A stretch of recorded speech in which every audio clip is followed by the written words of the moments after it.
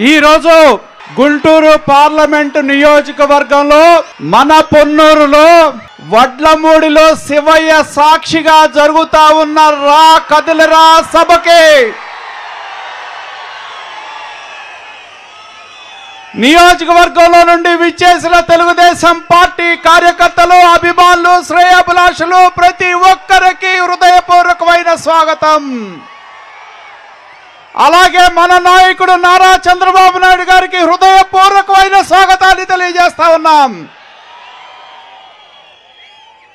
Telugu Desam party 40 వసంతాలను మనం జరుపుకున్నాం.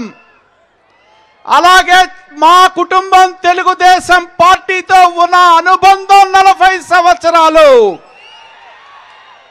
మా తండ్రి స్వర్గీయ వీరయ్య చౌదరి గారు తెలుగుదేశం పార్టీ పెట్టినప్పుడు 1983లో ఈ పార్టీలో చేరితే ఆయన మరణించింది కూడా పార్టీ సేవలోనే అని చెప్పి నేను తెలియజేస్తా ఉన్నా.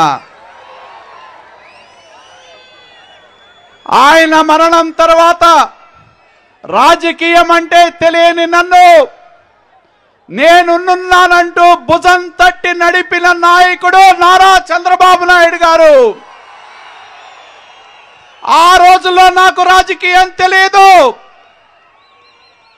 నేను వేసే చిన్న చిన్న అడుగులకి నేనున్నానంటూ ధైర్యం చెప్పబట్టే 30 సంవత్సరాలు ఆయన వెన్నంటి నిడిచి ఆయన అడుగులో అడుగు వేస్తూ ఈ స్థాయిలో తెలుగుదేశం పార్టీలో మీ ముందు ఒక నాయకుడిగా నిలబడ్డాను అంటే అది మన ఆరాధ్య దైవం ఎన్టీఆర్, అలాగే మన నాయకుడు నారా చంద్రబాబు నాయుడు గారి వల్ల అని చెప్పి నేను తెలియజేస్తా ఉన్నా. నా తండ్రి నాకు ఇచ్చింది ప్రజలని, ప్రజాభిమానాన్ని. ఆయన నుండి నేను నేర్చుకుందొక్కటే, నమ్మిన వాళ్ళకి అండగా నిలబడతాం, ధైర్యంగా ప్రజా సమస్యల మీద పోరాటం మాత్రమే నేను నేర్చుకున్నా ఆయన దగ్గర నుండి. ఇవాళ చాలా మంది తెలుగుదేశం పార్టీ అంటే ఏంటో తెలియక మాట్లాడుతూ ఉన్నారు. ఓటి కుండల్లాగా ఎగసిపడతా ఉన్నారు. తెలుగుదేశం పార్టీ అనేది ఒక తండ్రి చావులో నుంచి వచ్చిన పార్టీ కాదు, లేదా పదవి కాంక్షతో పుట్టిన పార్టీ కాదు. తెలుగుదేశం పార్టీ అనేది పేదల జీవితాలను మార్చడానికి ప్రజల ఆకాంక్షల్లో నుంచి పుట్టిన పార్టీ తెలుగుదేశం పార్టీ అని చెప్పి నేను తెలియజేస్తా ఉన్నా. మీ కేసులకి, మీ బెదిరింపులకి భయపడే ఒక్క తెలుగుదేశం పార్టీ కార్యకర్త ఎవరో లేరు. ఉన్నారా? ప్రభుత్వం లాగా మనకు బస్సులు లేవు, మనకి తీసుకొచ్చే డోక్రా గ్రూపులు లేవు. మనందరం కూడా స్వచ్ఛంగా తరలి వచ్చిన ప్రజా సైన్యం ఇదని చెప్పి నేను తెలియజేస్తా ఉన్నా. అవునా కాదా? ఒక్కసారి ఇక్కడ ఉన్న వాళ్ళందరూ కూడా చేతులెత్తి చెప్పండి మన నాయకుడికి.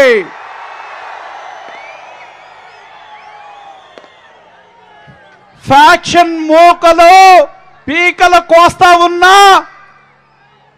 మన నాయకులు ఒక్కటే చెప్పారు, తోట చంద్రయ్య చనిపోతూ కూడా తెలుగుదేశం అంటూ చనిపోయిన కార్యకర్తలున్న పార్టీ మన పార్టీ. అలాగే తెలుగు ప్రజలు ఒక్క ఛాన్స్ అని నమ్మితే జగన్మోహన్ రెడ్డి రాష్ట్రాన్ని నట్టేట ముంచడం జరిగింది. తెలుగుదేశం పార్టీ అనేది తెలుగు ప్రజల ఆత్మగౌరవం. సంగం డైరీ అనేది పాడి రైతుల ఆత్మగౌరవం అని చెప్పి నేను తెలియజేస్తా ఉన్నా. ప్రభుత్వం ఎన్నో దాడులు చేసినా, ప్రభుత్వం భయపెట్టినా ఒక్క పాల ఉత్పత్తిదారులందరూ కూడా మా వెంట నడిచారు కాబట్టే ఇవాళ ప్రభుత్వం యొక్క కుట్రలు సాగలేదు అని చెప్పి నేను తెలియజేస్తా ఉన్నా. మన నాయకుడు చంద్రబాబు నాయుడు గారి యొక్క ఆలోచన సుపరిపాలన విజన్కి ఆద్యుడు ఆయన. కానీ మన ముఖ్యమంత్రి దేనికి బ్రాండ్ అంబాసిడర్ అంటే కోడి కత్తికి గొడ్డలు బ్రాండ్కి అంబాసిడరు. అవునా కాదా? అవునా కాదా? మరి జగన్మోహన్ రెడ్డి పేరు చెప్తే గుర్తొచ్చేది కోడి కత్తి, గొడ్డలి మాత్రమే, ఇంకేమి గుర్తురావు. అలాగే జగన్మోహన్ రెడ్డి మొన్నటి దాకా ఆయన తండ్రి రాజశేఖర రెడ్డి పేరు చెప్పి ఓట్లు వేయించుకున్న జగన్మోహన్ రెడ్డి ఆయన తండ్రికే వెన్నుపోటు పొడిచాడు. ఎలా అంటారా? మీరు నవరత్నాల స్టిక్కర్ చూడండి, దానిలో రాజశేఖర రెడ్డిని ఎత్తేసాడు, ఒక్క జగన్మోహన్ రెడ్డిని మాత్రమే ఉంచుతాడు. అంటే తండ్రికి వెన్నుపోటు పొడిచిన వ్యక్తి జగన్మోహన్ రెడ్డి. ఏ తండ్రి అయితే పేరు చెప్పుకొని రాజకీయాల్లోకి వచ్చాడో, ఏ తండ్రి పేరు చెప్పుకొని అధికారాన్ని పొందాడో, ఆ తండ్రికి వెన్నుపోటు పొడిచిన వ్యక్తి జగన్మోహన్ రెడ్డి అని చెప్పి నేను తెలియజేస్తా ఉన్నా. అదేవిధంగా ఈ మధ్యన మనం చూస్తూ ఉన్నాం, ఆయన పోస్టర్లు సిద్ధం అంట. ఇక్కడున్న ప్రతి ఒక్కరూ పిడికిలు బిగించి చెప్పండి, మనం సిద్ధమా? సిద్ధమా? తాడేపల్లి ప్యాలెస్ కనపడాలి, ఇది అంత గట్టిగా చెప్పాలి మీ అందరూ. అయ్యా, ఒక్క తెలుగుదేశం పార్టీ కార్యకర్తలే కాదు, ప్రజలు సిద్ధంగా ఉన్నారు.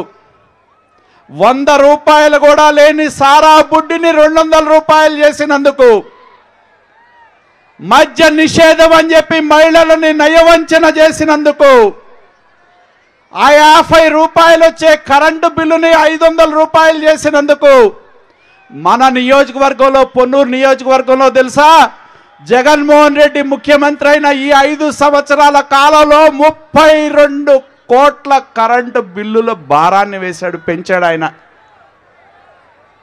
అవునా కాదా? మరి మహిళలపై లైంగిక దాడుల్లో మనం రాష్ట్రం మొదటిది, నిరుద్యోగంలో మొదటిది, గంజాయిలో మొదటిది, రైతుల ఆత్మహత్యల్లో మొదటిది, రైతుల రుణభారంలో మొదటిది, అవినీతిలో మొదటిది. చివరికి ఆయన విశ్వసనీయత గురించి మాట్లాడతాడు. ఇవాళ సొంత పార్టీ వాళ్ళు నమ్మటల్లా. అలాగే మన గుంటూరు కృష్ణా జిల్లాలకి తీరని ద్రోహం జగన్మోహన్ రెడ్డి చేశాడు.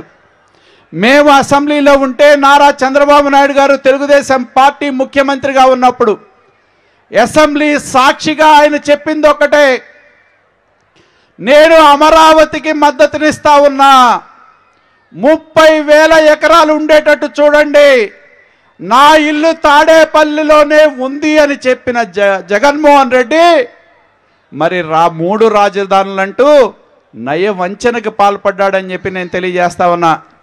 నేను ఒక్కటే మీ అందరినీ కూడా కోరేది, మన బతుకులు మారాలి అంటే ఎవరు రావాలి? ఎవరు వినపడతలా? ఎవరు? మీ పిడికిలు బిగించి చెప్పాలి. రెండో దానికి, మన బిడ్డల భవిష్యత్తు మారాలి అంటే,